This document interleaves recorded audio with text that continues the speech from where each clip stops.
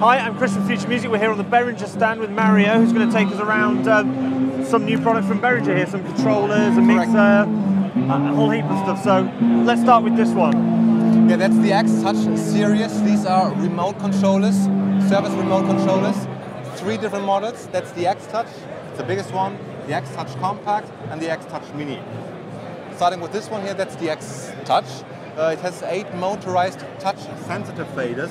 That's an important aspect, so it's very practical for writing automations, for instance, when you're recording something with a DAW. This is using the Mackie control protocol or the Hui control protocol for Pro Tools. Right, so you have 8 faders there. You have also LCD scribble strips. Yeah, so yeah, very functional. Also on the back you will find not only a USB port for sending out the control commands, also an Ethernet port. That's very practical because eventually it will also be possible to connect this machine here via Ethernet to our X32 digital mixing desks. So you can also remote control our consoles from a distance. Okay, so what's the thinking behind that? Maybe for in a live situation, that kind of thing? Correct. I mean, we not only have the X32 with faders, we also have the X32 Core, which is coming completely without faders, or the X32 Rack, which is also without faders. Many people like to have these machines at the stage to connect all the microphones, and then you can have that somewhere else in order to remote control all the different channels of these consoles. Okay. So what's the main differences? What's cut down on this one? Because this one's the X Touch Compact is this is also a generic MIDI controller. This can also be switched into the Mackie control modes, but this can also be a generic MIDI controller, right? Where you can, using a learn function or a remote software that will become available in order to assign standard generic MIDI commands to that machine. Yeah. So this is kind of a replacement to the BCF2000? Yes. Not really, but we will leave the BCF2000 in the market for the moment to see if there's space in the market for both machines, and the market will decide whether or not we are going to. Because the BCF is lower in price, isn't it? This one, how much is this one? This is going to be, I mean, this is US prices, so the plan is to put this out for 399 US MEP. Okay. Yeah. Okay, so and then talk us through this one. Is this a motorized fader as well? No, this is just a standard fader here. Yeah, not motorized. Because this is the thing with that is it's completely bus powered, right? And these controllers here, if you take a look on the back panel, you will find they also have an active USB hub on the back.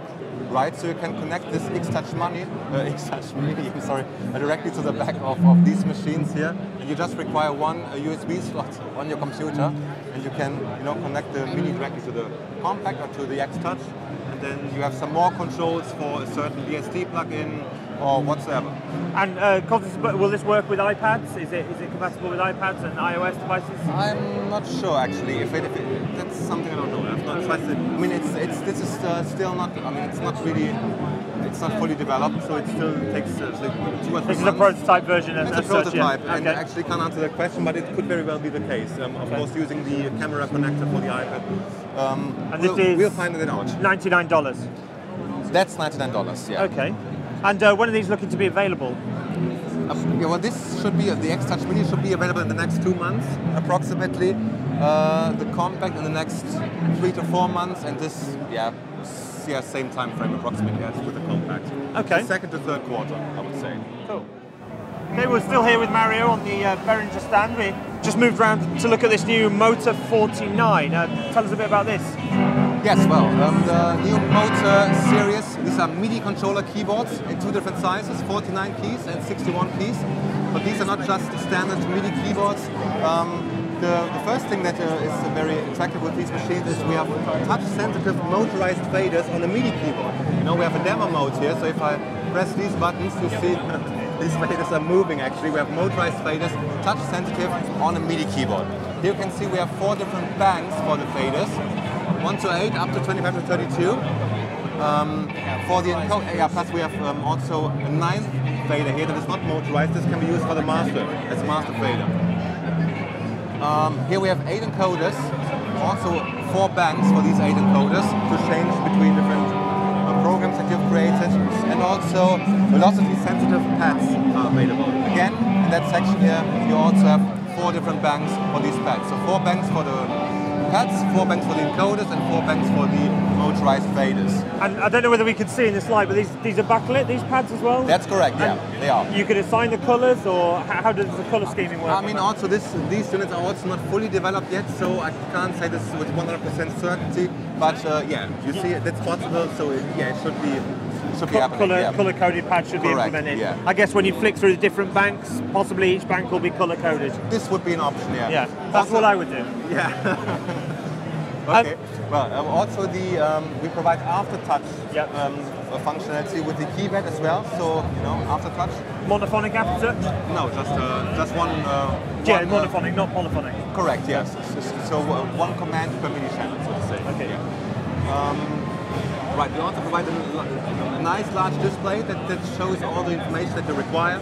As you can see, it says Pro Tools here. This indicates that we will have different presets when the unit will come out in order to make integration with the DAW or with the software in general as easy as possible.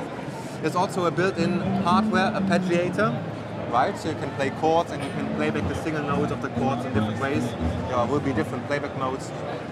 Right. And what about on the back? Has it got physical MIDI in and out as well as USB? Yeah, it has USB for MIDI in and outs. Also the standard MIDI or the old MIDI DIN ports. There's also a third MIDI port for MIDI merge, MIDI through. You can connect pedals as well, expression pedals or a sustain pedal. And you can also bus power them, but then you don't have motorized faders. Okay. If you want to use the motorized faders, you just use the external power supply that's coming with the unit. Right? But the faders will work. They'll still send MIDI, but not motorized. Okay. Yeah, and what are the price of the 49 and the 61? Yes, the price for the 49 is going to be $249 US MAP, and for the 61, $50 more, so $299. Availability second to third quarter of this year. Okay. Okay, so finally we've stepped back a little bit more on the stand, and we've got the X18. It's like an iPad mixer console thing. Tell us a bit about it. Yeah, it's an ultra compact digital mixer that needs to be remote controlled with the device. Of course, you can use an iOS device like the iPad in order to remote control it, but you can also use, we will also provide a PC application, so you can also use your laptop or a Mac OS laptop, and our plan is also to provide an Android app in the end for it. Right. Furthermore, the big news with the X18 is that we have a Wi-Fi router built inside the device. So I mean, so you don't need to carry an external router and connect it. And also this is coming with a switch from power supply. So in the end, you just require one standard IEC cord to connect it to the mains, and then everything is ready to be connected to the iPad. So no external Wi-Fi router required, no external power supply required, just a standard IEC cord. That's it. So we've got it connected here.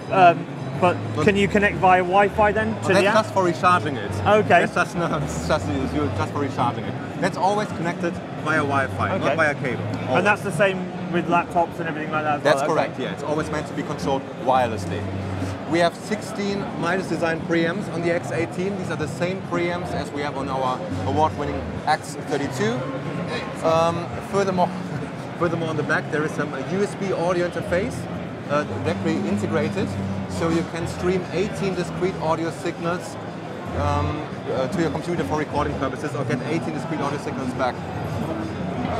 And with that in mind, does it only work with the X18 app, or could you use it with like the Cubase app or no, sure. If you would like to record something, then you would not use the app. The app is just for remote controlling it. Okay. And you would use some software like Cubase, or any software will work. This will be recognized as an external sound card, of course, when you make a USB connection to your computer, and then you can just record audio signals on your DAW. Okay. Right. And how much is this? This is going to be $799. But one more thing, there's also an Ultranet connection on the back, so you can also connect our PowerPlay P16 personal monitor system to it. Okay. It's also very nice. Also, it has 10 buses, so 12 buses in total. 6 buses are reserved for pre-fader monitoring applications. For every single monitor sent, we provide our own 31 graphic band equalizer. There's also going to be a 100-band real-time analyzer for every single graphic EQ, so it's really nice to set up monitor mixes with it. 4 further buses are reserved for the built-in virtual effects processor. It has all the same effects as our X32, so lexicon emulations, or the new vintage effects that we provide with firmware version 2.0 on the X32. Yeah. You can also save and remote control the analog preamps here. Okay. So this can also be done via the app. You can save them to scenes or remote control the pre-gains in general. Okay. Yeah, well, price for that is going to be $799 US map, and availability later this year, let's say third quarter approximately. So it will still take some months to program the application, but it will come out later this year definitely. Excellent, thank you. Yeah, you're welcome.